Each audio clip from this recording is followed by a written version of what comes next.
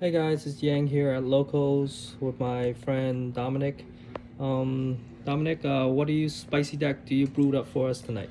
So I'm playing a rendition of Blind Second Kashtira that I gained inspiration from a guy that got 11th place at a South Dakota regional last week with the deck. So I figured I would give this version of the deck a run, and I personally like it a lot. Okay, great. Let's go into the main deck. All right, so obviously you have the main Kashtira, which is Fenrir. He's the most generic out of all of them. All the Kashtira monsters, they can special summon themselves to the main monster zone if you control no monsters. And if, so that's all once per turn. And what Fenrir does is, he's a trigger to search for any Kashtira monster, not restricted himself, so you can search another copy of himself if you need to. And then they also have effects when they either when they engage in battle or if your opponent activates a monster effect. So, which for Fenrir is you target a face-up card on the field and banish it face down, which is the deck's like main gimmick is banishing stuff face down. Yep, that's just a German Fenrir. Nice how you explained it. Nice. And he's my favorite one out of all of them. And then It's the most expensive one out of all of them. Unicorn is the next one. Same thing, special summon and whatnot, but he searches for a Kashtira spell, and his version of the banish face down is you get to look at your opponent's extra deck and banish something face down. Definitely the second best one. Yes, and it would probably arguably will be the best one come new set because they're getting 2 new spell cards that are. Is that getting an ultimate rare? Is that real or not? It could be. I'm on the fence that it probably is real. So we'll have to see. Yeah, card's like 2 months old. Then we're playing 2 Ogre. Ogre's arguably the worst one. He searches for a trap, and then when your opponent activates a monster or he attacks, your opponent excavates the top 5 cards of their deck, and you choose one of them to banish face down, and the rest go back on top of the deck. So, and they're all big bodies too. They're all level 7. Ogre's 28, Unicorn's 25, and Fenrir's 24. So they're not easy to get over. Some extenders that the deck plays is Psy Beast. So on normal summon, you banish a psychic from your deck, and it becomes the level of that monster. So this facilitates the spell card, because when we get to that, the spell card lets you special summon from either your grave or banish. So it's like a Will of the Salamangreat once per turn in that regard. Yeah, puts resource in your banish. Exactly. Then Astral Kriba is another really good one. So while it's in your hand, you reveal it. You reveal a number monster, and then it becomes the level requirement for that monster, but while it's on the field, you can't special summon other than numbers. And then it also gives the number monster that it's attached to the effect where not effect, but it makes it to where it can't be destroyed by battle or by card effects. And card effects, yep. And the Diablosis is the number. Yeah, primarily, yeah. Yep. And then since they're all level 7s, I am playing 1 Pankratops. And also because we're going second with this deck, this is a good going second card in general. But even when I was playing the deck going first, I still had this in the main deck because it's too good not to have. Yeah, it's a one-of. And then another reason why this deck's good is because we can afford the main deck shifter, because nothing in this format appreciates shifter except for Flu and this deck. So the Fluanderies matchup is always interesting because we're always siding out the shifters because they do nothing against each other. Then again, since we're going second, I'm main decking 3 Lava Golem. The guy whose deck that I took notes from, he was only playing 2. I decided to play 3 just because in those instances where you come across bigger boards, like the only thing that this card's not good against is Fluanderies because of the barrier statue, but we have a side deck card for that to handle that as well. Sounds good. And then again, going second, so we're playing the Bestials. Everybody knows what these do at this point. Magnemut searches, Druid's Worm sends a monster. Soraneer's not really useful because we don't play any of the branded spell traps. So, but he's just another name, just in case we, just in case we have like too many in our hand. So that's it for the monsters. For the spells, we're playing 3 Birth. This grants our level 7 monsters to be normal summoned without tribute, and again, it has the once per turn effect where you can summon a Kashtira from Grave or Banish, and you don't have to target where you're summoning from. Okay, which, it doesn't target, yeah. like, I've had so many people DD Crow, like, a Fenrir that was in my grave, and I'm like, okay, I'll summon it from my Banish pile. And they're like, oh, can you do that? And I was like, nice, yeah. nice usage. Read Will of Salamangreat. And also with this card, if your opponent activates a spell card, you target 3 cards in their graveyard and banish them face down.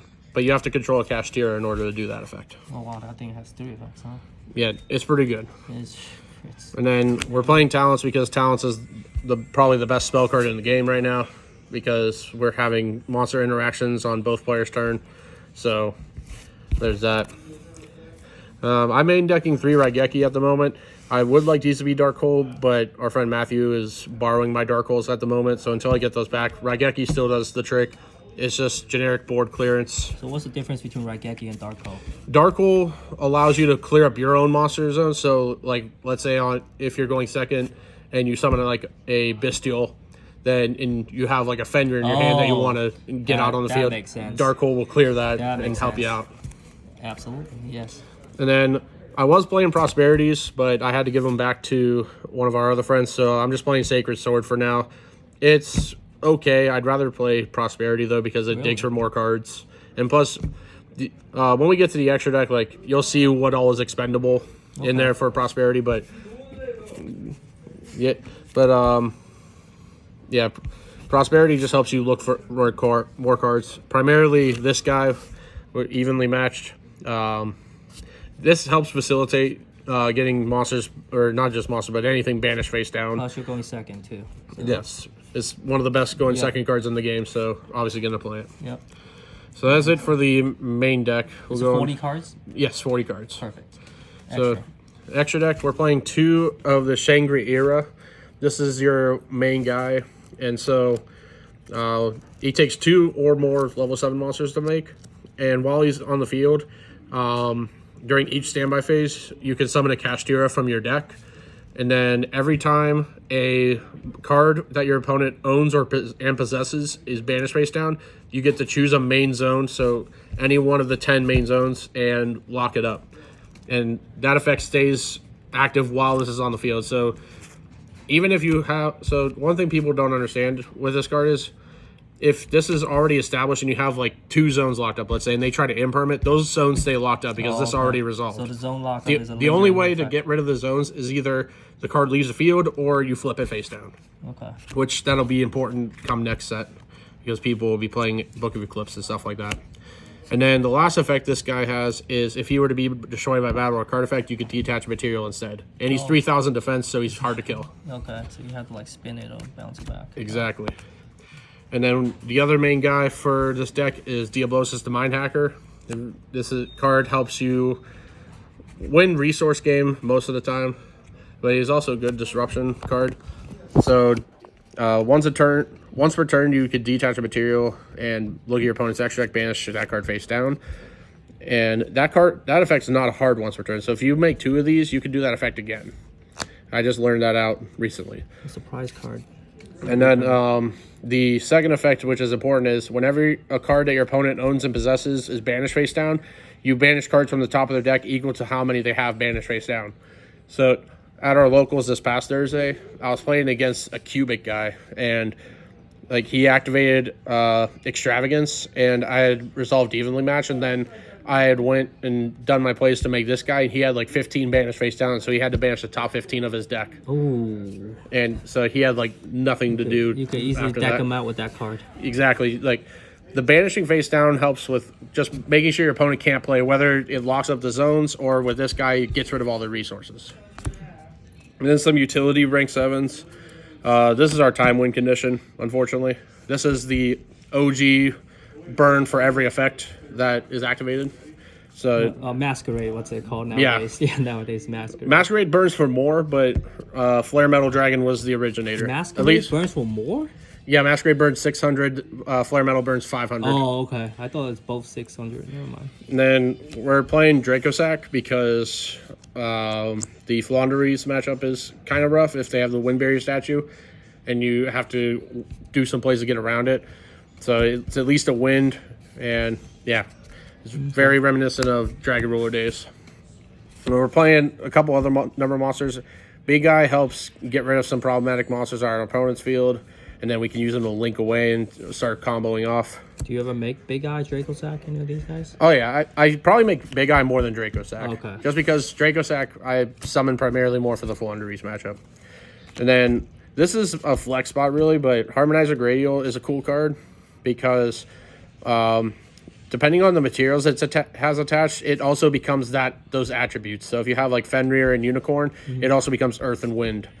And then as a quick effect, you can swap materials with monsters in your opponent's graveyard as well. So it helps, like, if your opponent's trying to bestial with cards in their own graveyard, you can just chain and take that card instead. Can it take, like, a tier monster that's trying to use yeah, in the that too. Yeah, that, and then I believe, yeah, it can't be destroyed by battle with monsters of the same attribute. Yep. So that's another important thing to note. And then we have Wallow, founder of the Drudge Dragons. This is for if we have like a bunch of bestials set up. Yep. He gains 100 attack and defense for every card in your opponent's graveyard, which is cool.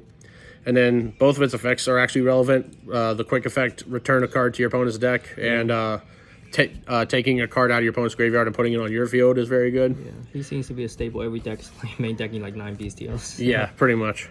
And then Zeus, because we are playing a bunch of Xyz. Makes sense. So there's that. And then for links, Dark. Just generic. I'm playing Phoenix right now because I can't find my Asa, but this would be an Asa because you can make it with your Fenrir and a monster and then take your opponent's Fenrir out of their graveyard. Okay, in the mirror match. That makes sense. And then I'm playing Donner, Dagger for Hire. This is like a mini Scrap Dragon in a way, or Diamond Dire Wolf, where you target a for hire card you control and a face-up card your opponent controls and destroy them both. So you're really just stacking them off to clear a problematic card. And then we're playing BLS Link because a bunch of our cards are level 7. So very beneficial there. And then this helps us out IP made things such as Avermax and stuff like that. Okay. So I was able to do this against the Cubic guy as well at our locals on on Thursday because he had the 3000 attack guy where he can't be affected by monsters with less attack than him. So I just summoned 4 monsters because I didn't have a way to like link summon. So I just had a bunch of special summoning and just linked everything away and his monster to summon this. He's like, "Oh, you can do that?" And I was like, "Yeah, I can." It can use an opponent's monster as a link summon." So very quickly for the side deck, Godarla. This is our way to out the Wind Barrier statue primarily. If we don't open Evenly Match or Raigeki or something like that. So, and plus it's another big body too that we can use for link summoning into like the BLS link. Spooky Dogwood also for time. I really don't like this honestly. Like I've yet to actually resolve it or even like see it. So I'm probably gonna cut this for something else. Probably another going second card like Dark Ruler. 3 Lightning Storms because what's 3 more Raigekis, right? And 3 Heartbeats Feather Duster. So one thing that I did change up last second, I decided I don't have 3 Macrocosmos, so I'm just playing 2 Macro and 1 Dimensional Fissure for going first. If I see a matchup where if I lose and I see an opening for going first, or if I think my opponent's going to make me go first, I'll side these in, as well as 3 Summon Limit. This card has actually been really good. I've been liking Summon Limit a lot in this deck because this deck you don't really need to summon a lot in order to win. It's very control based, but there are times where you can like find combo plays and just spam the board with a bunch of Kashtira monsters. Definitely very nice. So that is it for the deck. Awesome. Very happy to see a deck besides Tier and Sprite. Yeah, for real. Wonderful. This deck's going to be insane come Photon Hypernova, so I'm excited. So I'll record that after Photon Hypernova comes out. I'll update it. You best believe I'll have all the cards ready once that set comes out the first day. All right. Thank you guys. Please like and subscribe and comment down below if you guys like this deck or not. All right. See you guys in a few days. Bye-bye.